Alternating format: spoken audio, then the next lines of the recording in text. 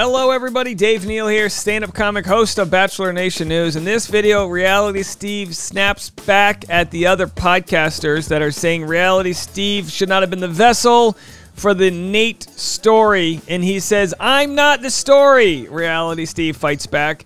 And it's interesting. You know, these are the times where I find these stories more interesting. The journalistic integrity being at stake as we talk about things. Follow me on Instagram at DNeals. I got some stand-up comedy coming up. I have a show this Sunday night in Hollywood, West Hollywood. I've got shows in the next few weeks coming up in and around Los Angeles. And I'm also live right now on Patreon, patreon.com/Dave Neal. So let's get into this Reality Steve story. But first, shout out Miss Amanda, our kindergarten teacher from Idaho. She's got her Amazon wish list. Link in the description if you want to donate. She is our featured teacher of the day. All right, so first things first, we know Reality Steve did a decent job covering the Nate story, considering Chatty Broads gave him a shout out. You probably know our thoughts on the history with Steve. We've been vocal about that. Sure. But in this specific article, it was screenshots, photos. It wasn't opinions. I felt like that's like the most like responsible way you could go about doing this. And I think, all right, so there it is. And of course, we had Becca saying, hey, you know, I've had a beef with Reality Steve, but credit where it's due. We handled this well. And the opposite response to him handling it well would be the response that the ladies had on the podcast Bachelor Party, which is Juliet Littman's podcast. She is I'm assuming a senior producer or content producer at The Ringer, which is Bill Simmons' multi-million-dollar podcast network. That's like, it just does give you that icky feeling. And Icky. I think Jenna from Date Card Pod pointed out on Instagram that, like, if you look at Steve's history of the people that he's gone really hard on recently, it does raise question marks. You know, Nate, Tayshia, Matt James, like, again, what sort of biases are you bringing into your decision making in terms of? So my thought, what sort of biases are you bringing into your decision making? For them to ask a rhetorically loaded question to Reality Steve, I think very much so that they should invite him onto the podcast to defend himself if they're going to ask these questions without having the receipts to back it up. I mean, anyone can look at people and go, wow, this person must have an implicit bias towards X, Y, and Z. And you go, well, yeah, that's what an implicit bias is. You can't argue against an implicit bias. It's implicit.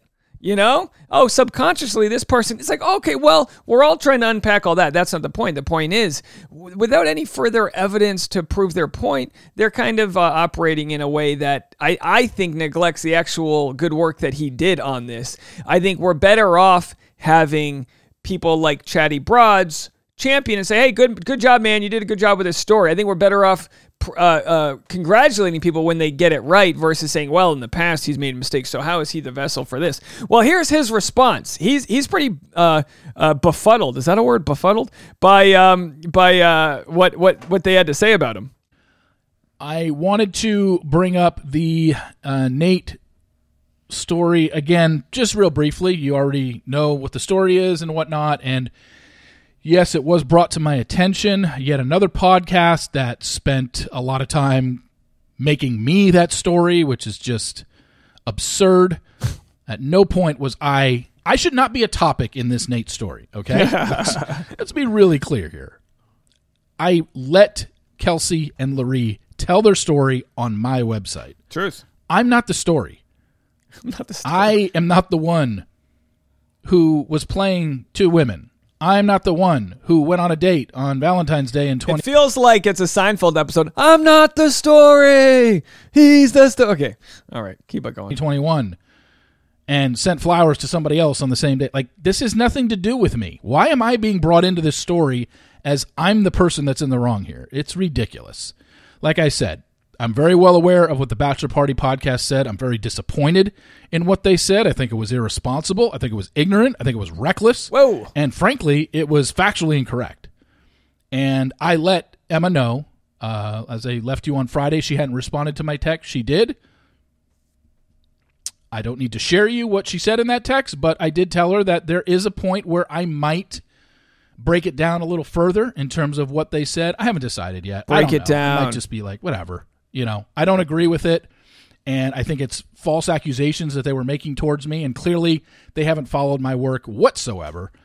At any point in the last 15 months, they haven't listened to or read a damn word that I've said or written. So what's the point of even going after these people? You listen to go after people if they're conflating and mischaracterizing what you're doing and saying. They started their podcast off saying, well, Reality Steve said he wasn't going to cover these stories, but I guess this one was just too salacious. That's not what happened at all. So they kind of just look, if they're going to say that Reality Steve only does hit pieces on Matt James, Tasha, and people of color, then show that trend. At least have some sort of anecdotal opinion on, like, give us something there versus just saying it. Because clearly, I mean, look, again, this probably comes off a certain way because it's one white guy trying to defend another white guy. But I'm looking at this very, very specifically from a journalistic point of view, where you go, look, if you don't think if he's got an opinion that's going hard in one direction to make you feel a certain way about people that look a certain way, then we're on to something. But I think he's just taking information and calling it as he sees it.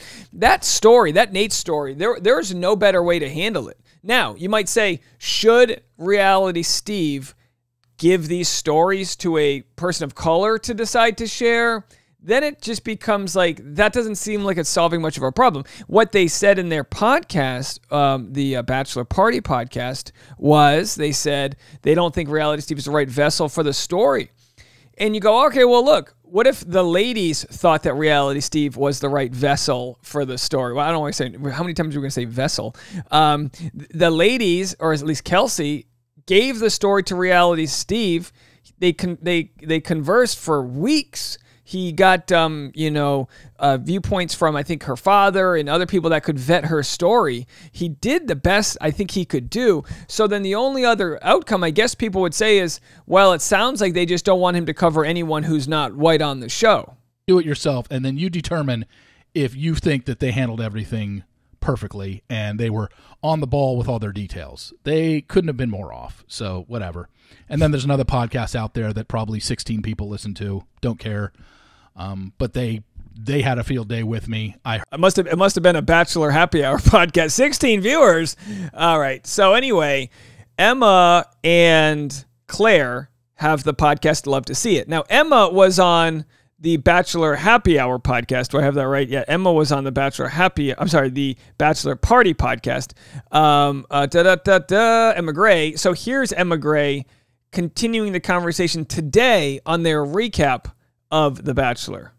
Makes her not want to play around with a child's emotions. Yeah. Specifically.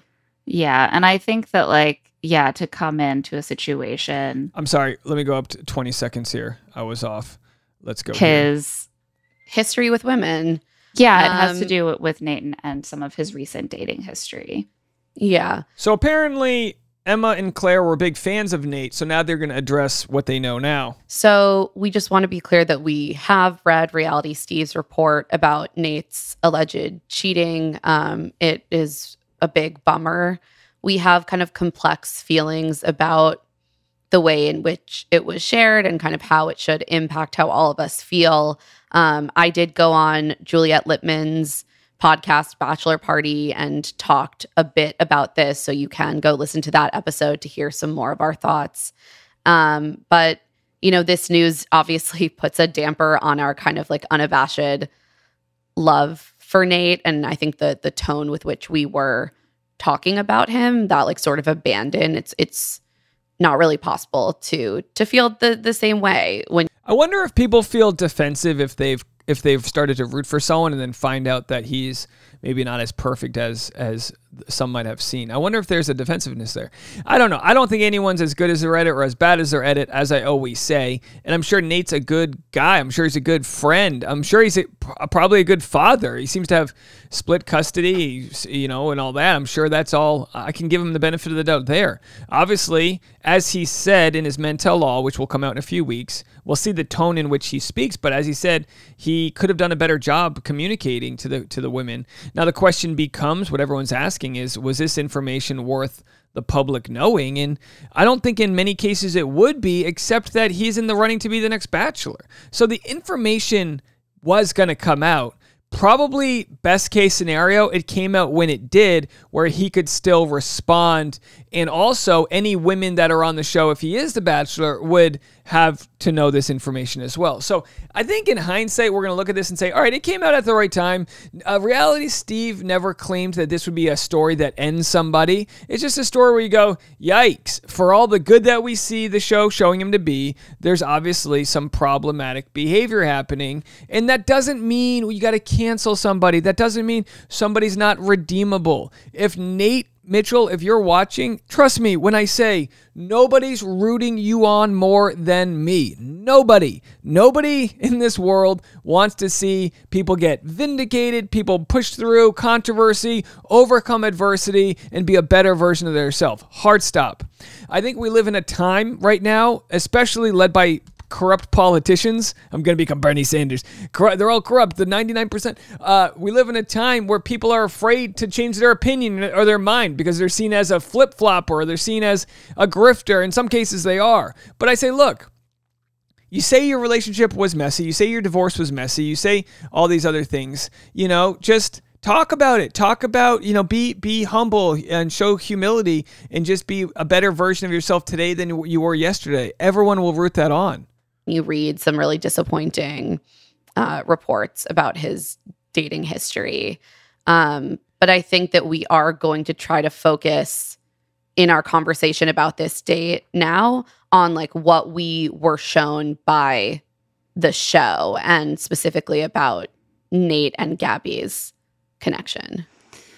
Yeah, I think that's well said. I mean, it's just very difficult to incorporate these kind of outside reports that we only get on like some of the contestants, when mostly what we're all reacting to are just these very curated, very edited snippets, these characters. And all right, so they're saying they're just, it's kind of like separating the art from the artist. We're just talking about the characters. We know that their real life comes in.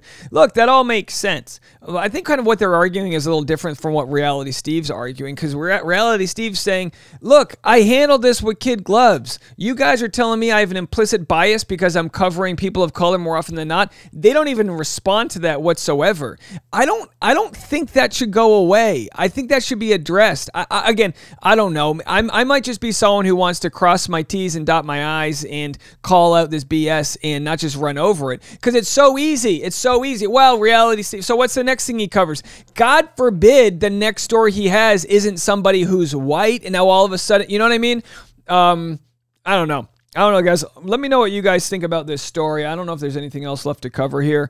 I know we've covered this story a lot. Again, we shouldn't be afraid to cover stories because of what an audience might do. This is kind of like, to be quite honest, to relating back to Trump, people are afraid to say, oh, Trump shouldn't be prosecuted for crimes he commits because his loyal audience might do something bad. And it's like, you need to follow the rules, right? Not worry about what an audience might do. This might trigger some of you guys out there. But my belief is people need to be all treated the same. So if Reality Steve exposes people that have been in cheating scandals and wants to give the platform to a woman, like, let him give that platform. And don't be afraid if part of the audience, doesn't handle it with proper critical thinking. That's on them. You should never be afraid to share a story because of what the audience might do if it's something you believe in. Otherwise, you're just pandering to your audience. That makes you a hack. And I think we're better than that. I think we're smarter than that. Let me know what you guys think. Follow me on Instagram @DNeals. I'm live on Patreon right now. Patreon.com/Dave Neal. And hey, like I said, I'm rooting Nate on. He might be the next Bachelor. If he is, I'd love to I'd love to hear his story as he improves on who he was to who he wants to become. All right, we'll see you soon. Bye, guys.